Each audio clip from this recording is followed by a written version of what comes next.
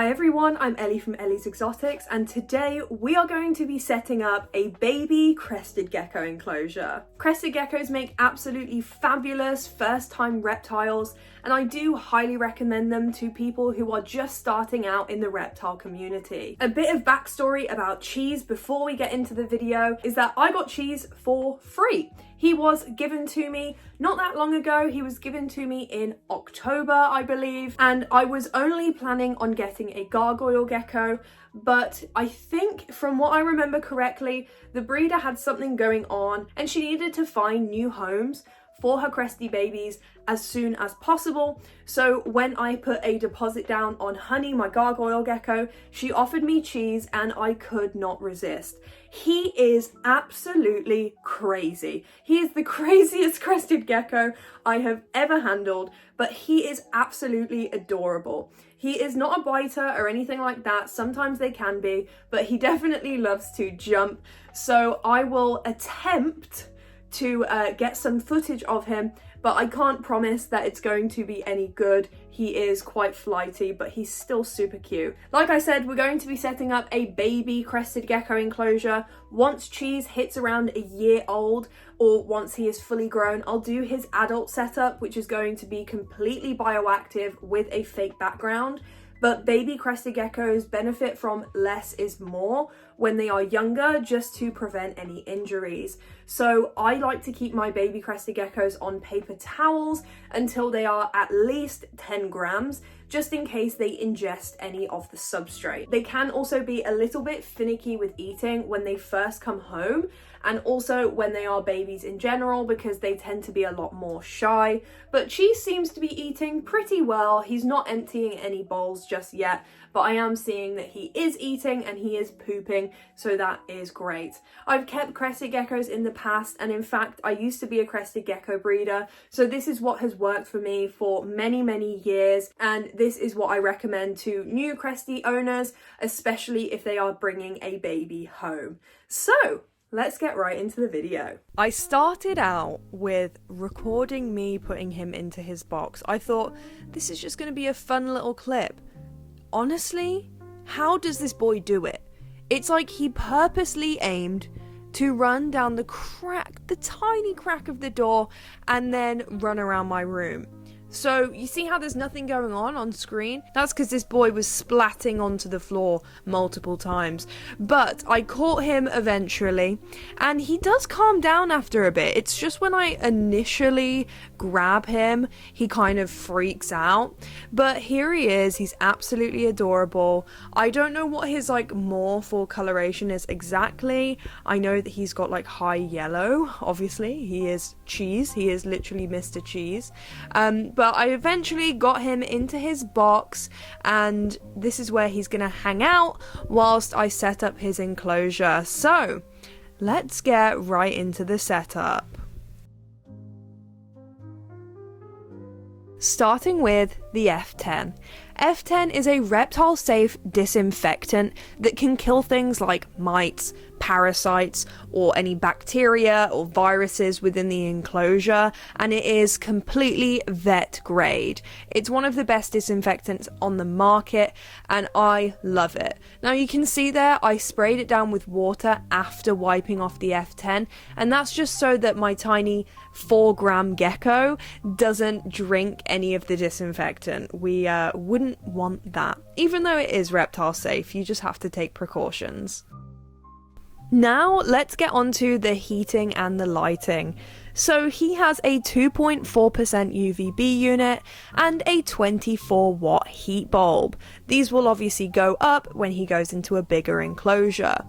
This is his thermostat probe, and that is going to tell the bulb and the thermostat how hot it is in the enclosure and whether to turn on or turn off.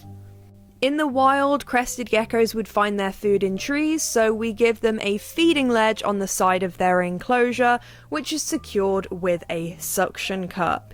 He also has this little coconut that's already in there because it's fitted through the hole of the lid, so you can see I'm pointing. That's why I didn't take it out for the video, guys, it's kind of fiddly, but he loves it, so it's worth it. But now let's add in his substrate, which is just paper towel. Like I said, I like to use paper towel until my baby crested geckos are at least 10 grams. I change out his paper towel weekly or sooner if it looks like soiled or anything like that. Let's get on to the fun stuff. So I'm going to be adding in this fake amethyst hide, and this is his terrestrial hide. Now, does he ever go in this? No, he doesn't. But you know what? It's nice to offer things like this. Some Cresties will take to the ground when they're in shed because it can be harder for them to climb. Now I'm putting in his favourite piece of cork bark. He loves to hang out behind this, and I'm moving the thermostat probe in front of it so the bulb gets the right reading. He's also going to get some foliage. I always place one piece of foliage near the feeding ledge so that he feels nice and comfortable when he's eating. If your gecko isn't eating, it could be that they are too shy to move around their enclosure, so adding lots and lots of plants, either next to their food bowl or in general, just lots of clutter, is going to make them feel more comfortable. You're going to see a lot more activity from them because they're not going to feel as exposed and as in danger. He's also going to get this branch that he loves to poop on. I swear every gecko I've owned always has a poop stick. So this is Cheese's poop stick. That's where I always find his tiny little poops, which is a good sign.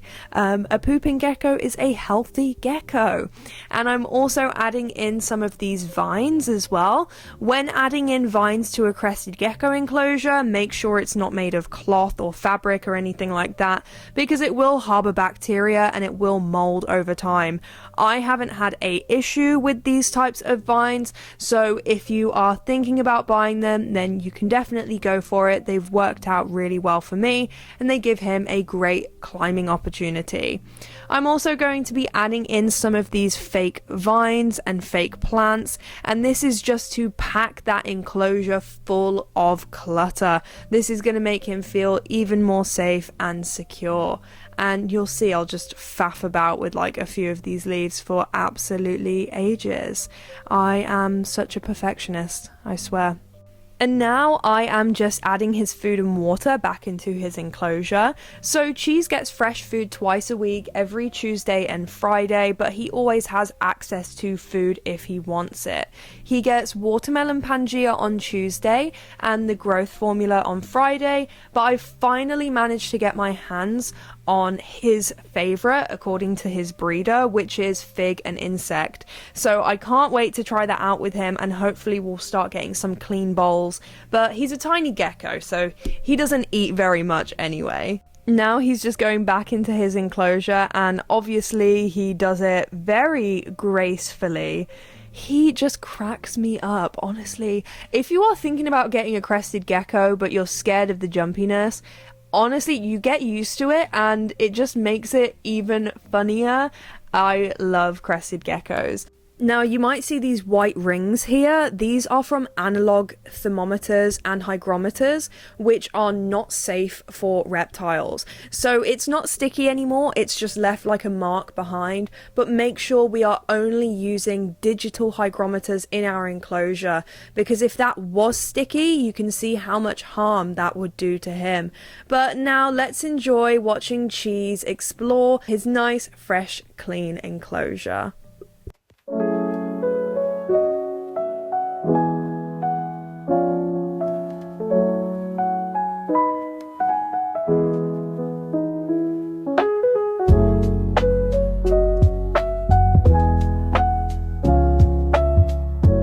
So that is everything for today, guys. I really hope you enjoyed this video and I hope it was helpful.